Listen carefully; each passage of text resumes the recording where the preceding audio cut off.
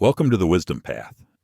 Today we'll explore something we all struggle with, starting things and never finishing them. You know the feeling, new goals, fresh ideas, and then nothing. But what if I told you that the real secret isn't motivation? It's something far more powerful? In this video series, you'll learn how to build true discipline, create systems that work, and finally become the person who finishes what they start. Stick with us, and don't forget to subscribe for more life-changing wisdom, one simple step at a time.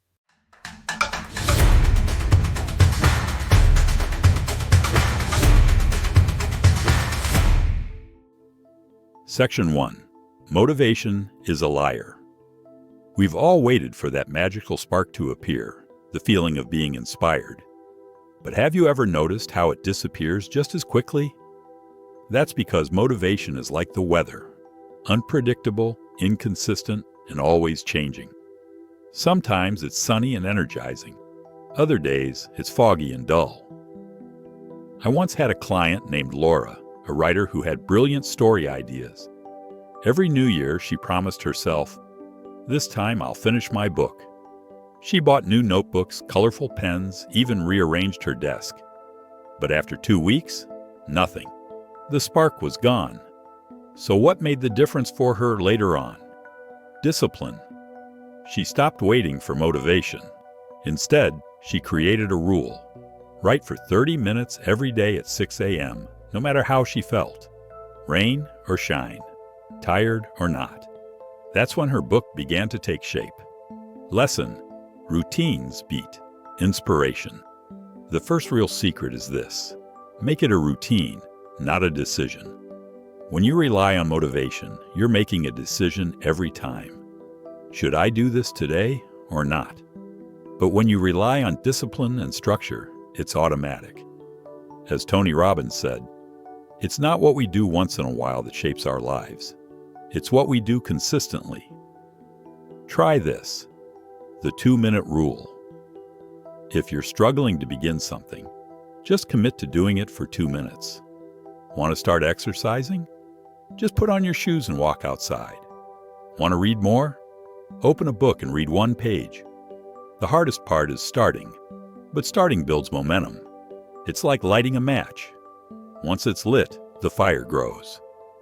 Section 2. Know your why. Why do you want to finish this thing you started? Is it to grow your business? Be healthier for your kids? Make your parents proud? Your why is the fuel. Without it, your engine stops running. Think of your goal like a long journey through the mountains. If you don't know why you're walking, every uphill step feels like torture. But when you know where you're going and why, it becomes an adventure. Let me tell you about James. He wanted to run a marathon, not for the medal, not for Instagram photos, but because he had lost his father to heart disease. His why was strong, deep, emotional. And even on cold mornings when his legs hurt, he kept running. Because it wasn't about the race. It was about honoring his father. Reflect. What's your emotional reason? Ask yourself, who benefits if I finish this? Who suffers if I don't? What kind of person do I become by following through? Write it down. Read it daily. Make your why bigger than your excuses. Section 3. Build the identity of a finisher. If you always think of yourself as someone who gives up, guess what? Your brain will keep proving you right. But if you change your identity, if you start seeing yourself as someone who finishes what they start, your behavior will follow. It's like putting on a new jacket. The moment you say, "I'm a writer," you'll find yourself writing more. Say, "I'm a person who keeps promises to myself," and watch how your self-respect grows. Your actions follow your beliefs. So change what you believe. Challenge: create a finisher's statement. Say this out loud every morning. I am someone who finishes what I start. I honor my goals, I keep my promises. It may sound simple, but your brain listens. Repetition is how beliefs are born. This is only the beginning. In Part 2, we'll talk about how to overcome fear, perfectionism, and procrastination using simple, practical tools. Until then, remember, motivation fades, discipline stays. Don't forget to subscribe to The Wisdom Path for the next episode. Share this video with a friend who starts too many things but finishes too few. You're not lazy. You just need a system. And we'll build it, step by step. Section 4. The Trap of Overthinking. You've probably said this before. I just need to plan it better first. I'll start when I feel ready. Maybe next week. But here's the truth. Overthinking is fear wearing a smart suit. It looks like preparation, but it's just delay. I once coached a young entrepreneur, Daniel. He had a brilliant app idea. He made mind maps, color-coded schedules, even watched productivity videos all day. But after 6 months, nothing had been built. He was stuck in analysis paralysis. Why? Because deep down, he was afraid. What if I fail? What if no one likes it? So he stayed in the thinking zone instead of the doing zone. Truth. Action leads to clarity. Let me give you a metaphor. Imagine you're walking through fog. You can only see 1 or 2 steps ahead. But as you move forward, more of the path becomes visible. That's how action works. You gain clarity while moving, not while waiting. Brian Tracy once said, "You cannot steer a parked car." Take the first step, even if it's small, even if it's messy, even if it's not perfect. Section 5. The Perfectionism Lie. Perfectionism sounds noble, right? I just want to do it right. But here's the problem. Perfect is the enemy of done. It's like trying to polish a car before it's even been built. Think of a kid learning to draw. Their first drawings are shaky and odd, but they keep going. They don't wait to become perfect. They enjoy the process, and they get better. But as adults, we freeze. We wait until we know enough or feel confident. That wait never ends. Instead, adopt a mindset like this. Done is better than perfect. Version 1 is better than version none. Try this, the 70% rule. If you feel stuck, tell yourself, I will move forward when the plan is 70% clear. Not 100%, not perfect. Once your idea is good enough, start. Fix and improve it along the way. This rule helped me launch my own coaching program. I wanted a perfect curriculum, a perfect website, a perfect logo. But perfection delayed progress. When I settled for 70%, things finally moved. And guess what? No one noticed the imperfections because they were too busy getting value. Section 6.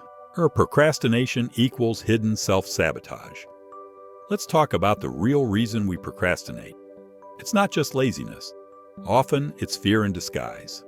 We fear failing, succeeding, yes, really, looking silly, not being good enough. So instead of facing the fear, we scroll, we clean the kitchen, we binge watch. We feel a little guilty and promise to try again tomorrow. Here's something I tell my clients. Procrastination is not a time problem. It's an emotional problem. We avoid tasks that feel heavy, confusing, or scary. Try this. The 5-minute rule. When facing a task you're avoiding, set a timer for 5 minutes and just begin. You don't need to finish it, just start. This trick works like magic, because most resistance fades once you're in motion. Like jumping into a cold pool. You hesitate, but once you're in, it's not so bad. You'll often find that 5 minutes turn into 30 or even more. Section 7. Break big goals into small wins. Here's another reason we get stuck. Our goals feel too big. Write a book, lose 20 pounds, start a business. These are beautiful dreams, but they're overwhelming. Imagine trying to eat an entire pizza in one bite. You'd choke, but slice by slice, totally doable. So here's the lesson. Break your goal into bite-sized pieces. Instead of write a book, set a goal like write 100 words a day. Brainstorm 5 chapter titles. Spend 10 minutes outlining. These are clear, measurable, achievable. Mini story. The puzzle analogy. Imagine your goals like a 1,000-piece puzzle. If you look at the box as beautiful, but intimidating, so you focus on one piece, then another. Soon, the edges are done. Momentum builds. Eventually, the full picture appears. That's how progress works. Small steps make big goals feel possible. Challenge: create a micro goal. Right now, think of one big thing you want to finish. Now break it into one small task you can do today. Not tomorrow, not next week. Today. It could be emailing one person, creating a folder on your computer, writing the first sentence. Whatever it is, do it. One small act turns the wheel. You're not failing because you're lazy. You're not finishing because you haven't learned how to start small and stay focused. And that's what we're learning together here on the Wisdom Path. In Part 3, we'll talk about the systems that make discipline effortless, how to use tools, tracking, and habit loops to stay on track without using willpower every day. So be sure to subscribe, leave a comment, and share this video with someone who needs to hear. Progress is not about being perfect, it's about not stopping.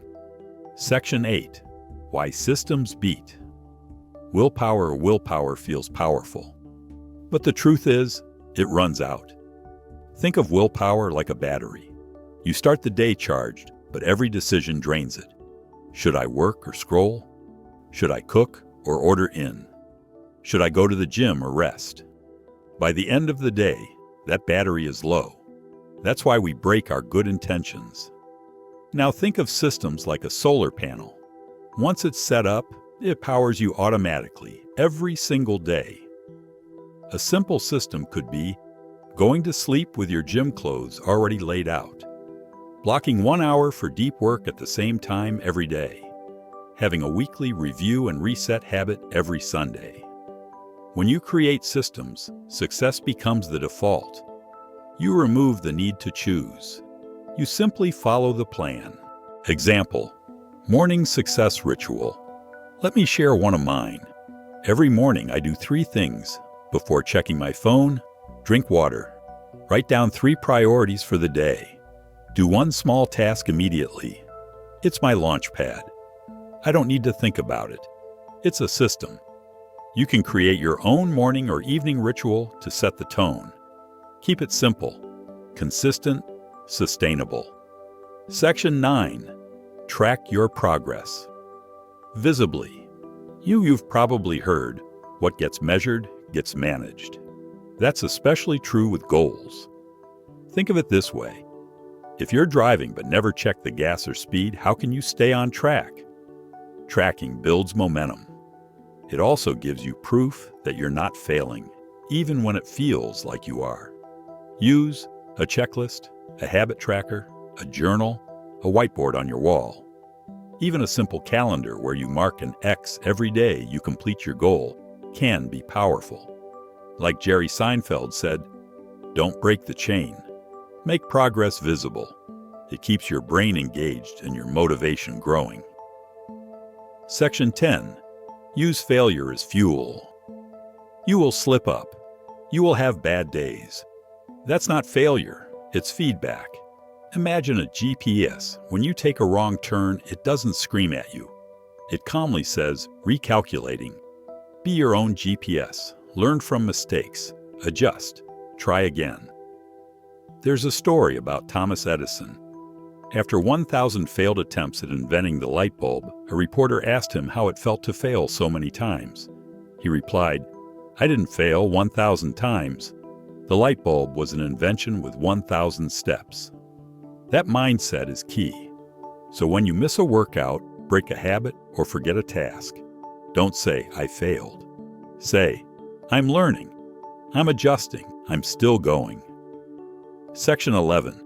Your identity creates your outcome. Let's talk about something deeper. Who do you believe you are? People often say, "I'm not a disciplined person. I've never been consistent." But here's the good news. You can rewrite your identity. Every time you follow through, even in a small way, you're casting a vote for your new identity. Do pet push-upu? You're voting for, "I'm someone who takes care of my body." Write 100 words? You're voting for, "I'm a writer." Turn off Netflix to study?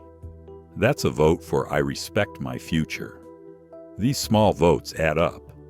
Over time, your brain starts to believe the new story. And once your identity changes, your habits follow. Try this, the mirror statement. Stand in front of a mirror and say this: "I finish what I start. I trust myself. I am building the life I want, one step at a time." Say it with confidence, even if you don't fully believe it yet, because repetition shapes reality. Section 12. Commitment means saying no, one more thing. To finish what matters, you must be willing to say no to what doesn't. That means no to distractions, no to unimportant projects, no to people who drain your energy. Finishing is not about doing everything.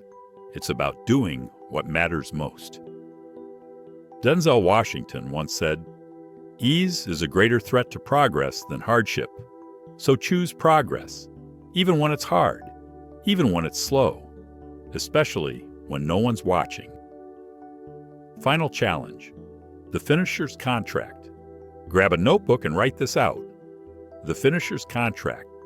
I, your name, commit to becoming someone who finishes what they start. I will act with discipline, not just motivation. I will face discomfort, delay perfection, and build systems that support my growth. I will track my progress and learn from every step. I will trust the process. I will trust myself. I am a finisher. Signed. Today's date.